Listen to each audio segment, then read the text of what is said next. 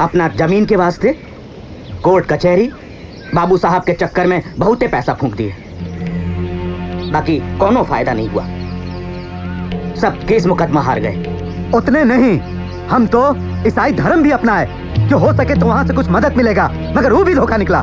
इधर अत्याचार भी दिन प्रतिदिन बढ़ते जा रहा है। जमींदार और जागीरदार के घर में ब्याह जीवन मरण के खर्चा वर्चा से लेके उसके मन बहलावे के वास्ते नाच और पान बीड़ी का खर्चा भी हम ही उठावे, और उसका केस मुकदमा का भी खर्चा हम ही लोगों से वसूल किया जाता है। हमरे घर में जन्म मरण शादी ब्याह होता है तो उसका भी टैक्स जमींदार जागीरदार को देना ही पड़ता है। ऊपर से उसके वास्ते पालकी भी हम ही बनावे और जमींदार को बैठा के कंधा पर हम ही उठावे।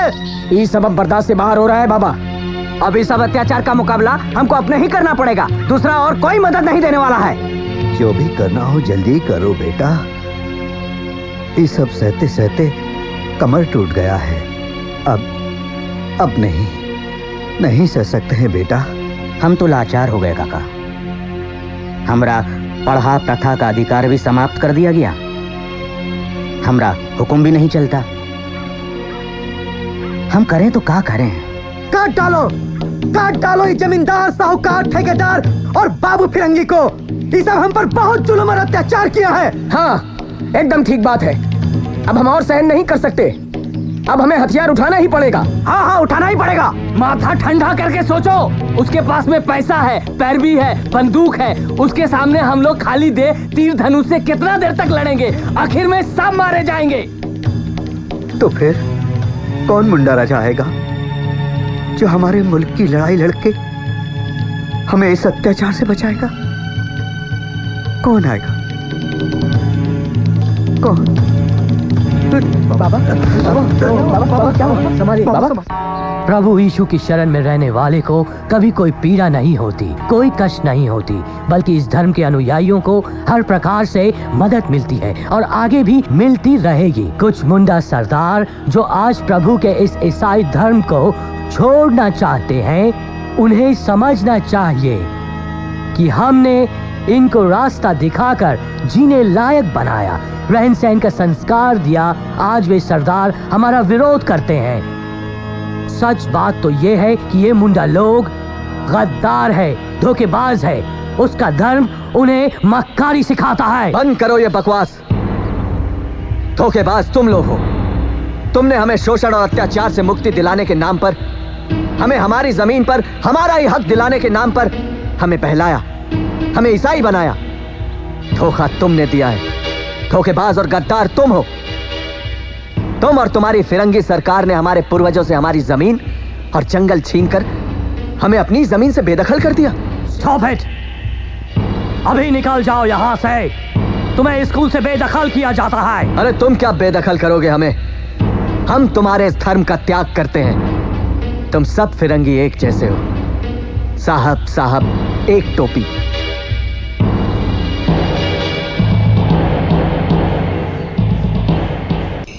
जीवन क्षणभंगुर है, इसका नष्ट होना निश्चित है। इसलिए मनुष्य को चाहिए कि अपने इस छोटे से जीवन का अधिक से अधिक उपयोग करे। इससे संसार में उसकी सुकीर्ति सदा रहेगी। आज राम, कृष्ण और हनुमान जैसे लोगों के सुकीर्तियों का हम गुणगान करते हैं, क्योंकि उन्होंने इस संसार में आकर मानव कल्याण का कार्य किया।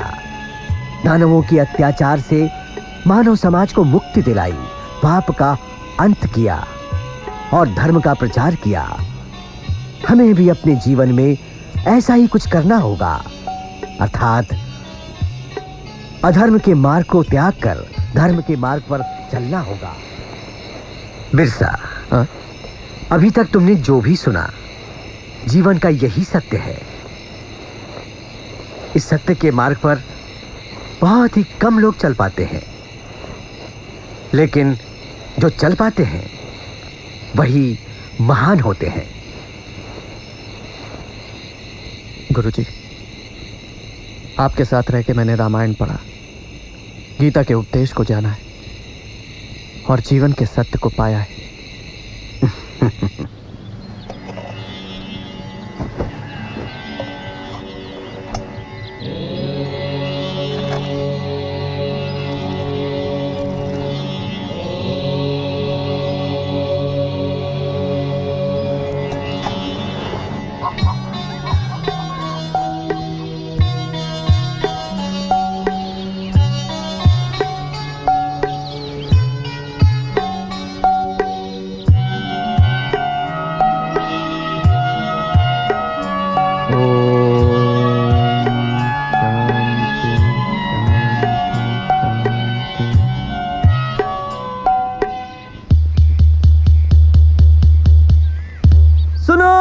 सुनो गांव वाले, तुम सबको सूचित किया जाता है कि इस गांव में जो भी खास जमीन है उसे वन विभाग ने अपने अधिकार में ले लिया है।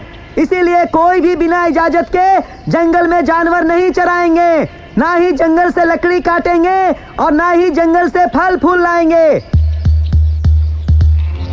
ये सरकारी मनमानी दिनों दिन बढ़ते जा रहा है, इसे रोकने का कोनो उपाय करना होगा। ई का माने हुआ जंगल पर से हम लोगों का अधिकार छीन लिया गया। जंगल तो हमारा जीवन है, ओकरा बिना हम लोग कैसे रह सकते हैं? अरे जमींदार, ठेकेदार, महाजन ये सब जंगल को कटवाता है और बदनाम हम लोग होते हैं। अरे आकर देखो, इस जंगल से हम लोग क्या लेते हैं? जरा सा मधु, सूखल लकड़ी, जड़ी बूटी, महुआ, करंज, गेठी, कंदा, यही ना। ये भी अंग्रेज सरकार को फूटल आंख नहीं सुहाता। और सबसे बड़ी बात तो ये है कि अकाल सुखाड़ में तो ये जंगल ही हमारे जीवन बचाता है। जंगल के अधिकार वापसी के लिए कुछ ना कुछ करना होगा। मगर करना क्या है? यही तो विचार करना है। विचार करना है। अरे कुछ ना कुछ तो होगा ना। ओम भूर्भुवः स्वः तत्सवितुर्वरेण्यं भर्गो देवस्य धीमहि धियो यो नः प्रचोदयात्। ओम शांति शांति शांति। ओम शांति शांति शांति।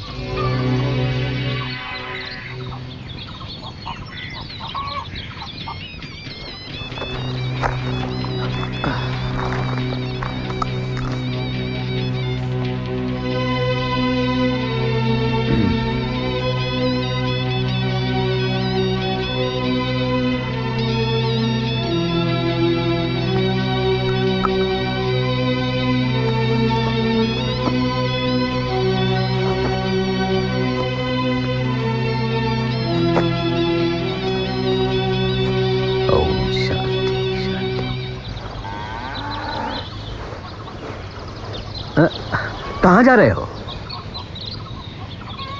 मेरी मानो तो सरदारों के चक्कर में मत पड़ो। सुनो बिरसा, ये अंग्रेजी सरकार, ठेकेदार, महाजन से लड़ाई लेने में कोई बुद्धिमानी नहीं है। बिरसा, तुम एक धार्मिक प्रवृत्ति वाला समझदार युवक हो। मेरी बात मान लो और बिना सोचे समझे ऐसा कुछ मत करो कि कठिनाई में पड़ जाओ। सुनो बिरसा, इस घर के दरवाजे तुम्हारे लिए हमेशा खुले रहेंगे। जब मन हो चले आना।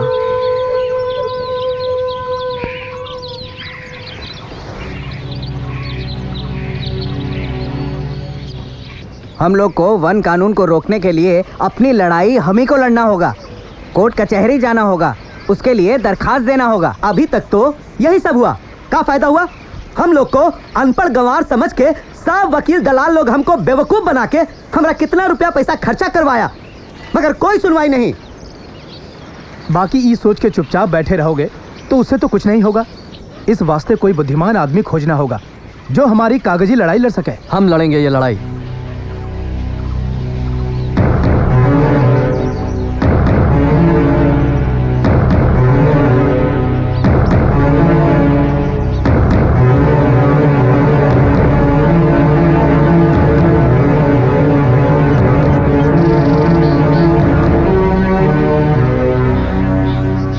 हम बिरसा मुंडा वन अधिनियम के खिलाफ दरखास्त देने हम जाएंगे चाईबासा। हम तुम्हारे साथ हैं। हम तुम्हारे साथ हैं।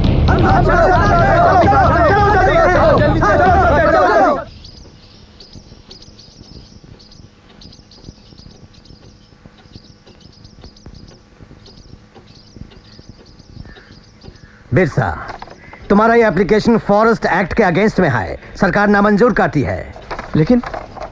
लेकिन ये तो अन्याय है। तुम जा सकते हो।